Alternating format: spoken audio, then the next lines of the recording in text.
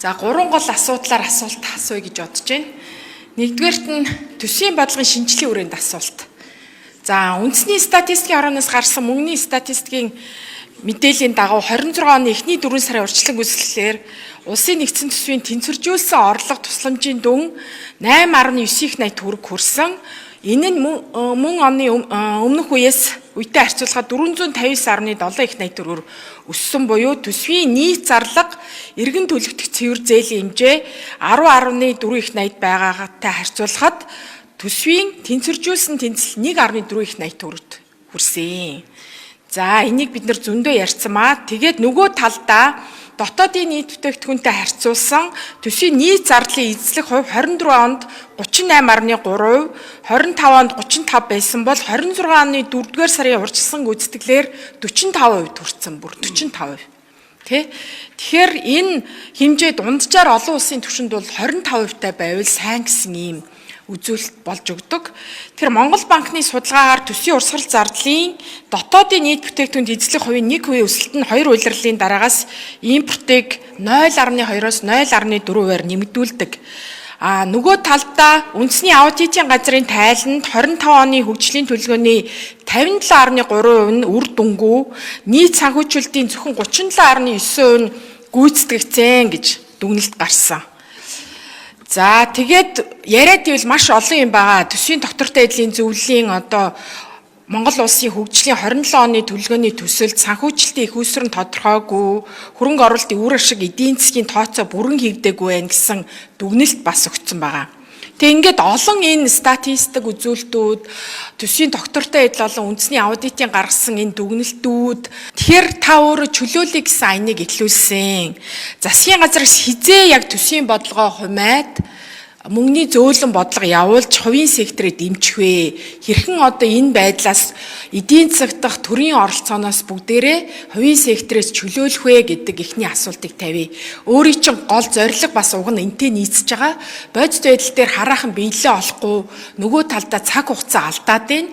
Тэг өнөөдөр уур амьсгал ямар байгаа нэ гэхээр хувийн сектор, аж ахуйн нэгжүүд, хувь иргэд сэтгэл хангалуун биш ямар сайндаа хүн амын орлогын албан татрыг 1 куб болохыг бүгдээрээ нийтээрээ дэмжиж явж явах вэ. Энэ уур бизнесийн орчин үнэхээр таагүй байна. Олон баг олон дунд орлоготой иргэдийн амжиргаа улам уруудж ийн, ядуурлын түвшин өндөр хിവэрээ, аж ахуйн нэгжүүд бас хаалгаа Нэгдсэн төсвийн тэнцвэржүүлсэн орлого ба тусламжийн дүн яг таны хэлснээр 2024 онд дотоодын нийт бүтээгдэхүүний 36.8, нийт зарлага ба цэвэр зээлийн дүн дотоодын нийт бүтээгдэхүүний 37, 25 оны урьдчилсан гүйцэтгэлээр тэнцвэржүүлсэн орлого ба тусламжийн дүн 33.4 гэд ингэж явж байгаа. Тэгэхээр дунд хугацааны төсвийн хүрээний мэдээллийг боловсруулахдаа бол ямар зорилгыг баримтлсан бэ гэхээр тэтгэврийг бол инфляцтай уялдуулж нэмэх ёстой. Цалин үлсийг бас инфляцтай уялдуулж нэмэх ёстой. Гэхдээ төрийн оролцоог хэмжих ёстой гэж. Өнгөрсөн жил бид нар баталсан төсвийн хүрээний бол тэнцвэржүүлсэн орлого дотоодын нийт бүтээгдэхүүний харьцаа 37 байсан буурсан давуу тал болсон.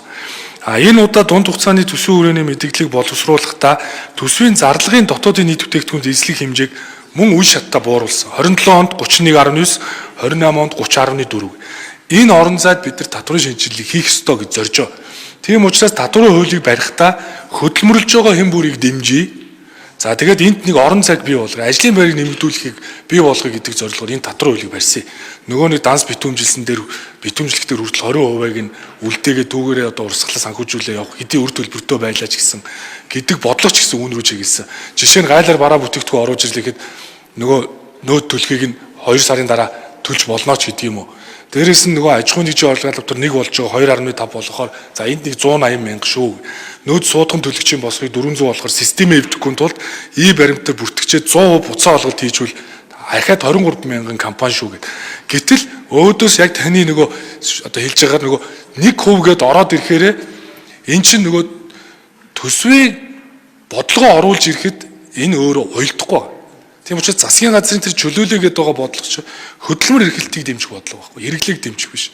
Тэгэхээр энэ болгон хоорондоо уялдчиж намрын төсөв батлагдсан. Түүнээс өмнө бид нар нийгмийн даатгалын шимтгэл татвар хоёр чинь нийлээд 32% болчиход байна шүү дээ. GDP-ийг. Гэтэл түүний чинь 26 татвар байдаг, шимтгэл нь татвар шиг ойлгогдоод байдаг.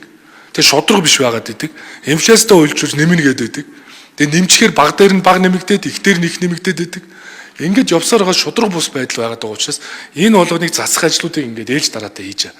Тийм учраас халамжийн хуулийн гэр бүлийн хөгжлийг дэмжих хууль, эх 7 хоногт би нийгмийн даатгалын хуулийг шудраг тэтгэврийн тогтолцоо гэж шилжүүлээд энэ татварын хуулийг батлаад өгчвөл намрын төсөв дээр энэ нийгмийн даатгалын хуульч тэр энэ батлагдсан татварын хуульч тэр нэг мөр шууд хэрэгжих юм бол энэ зарлага дотоодын нийт бүтээгдэхүүний эзлэх хэмжээ буурж байгаа орон зай дээр бид нар дэвшил гаргаж чадна.